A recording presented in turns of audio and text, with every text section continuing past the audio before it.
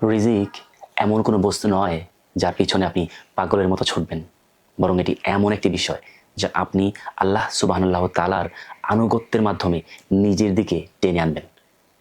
যখন আপনি নিজেকে আল্লাহর হুকুমের সাথে পুরোপুরি মানিয়ে নেবেন, তখন আল্লাহ সুবহানাল্লাহ তাআলা কোরআনের সে আয়াতের দিকে তাকাবেন।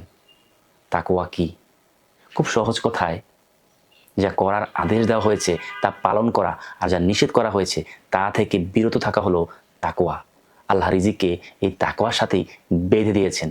তিনি বলেছেন, যে তাকওয়া অবলম্বন করে আল্লাহ তার জন্য ব্যবস্থা করে দেন এবং তাকে এমন উৎস থেকে রিজিক দান করেন যা সে কল্পনাও করতে পারে না।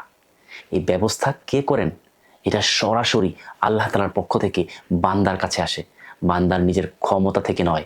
তাই রিজিক এমন কিছু নয় যার পিছনে আপনি দৌড়াবেন, বরং আল্লাহর আনুগত্য, আত্মার পরিশুদ্ধি বা তাজকিয়া এবং আল্লাহ সুবহানাল্লাহ তাআলার উপর পূর্ণ আস্থা বা তাওয়াক্কুল করার মাধ্যমে একে নিজের জীবনে নিয়ে আসতে হবে।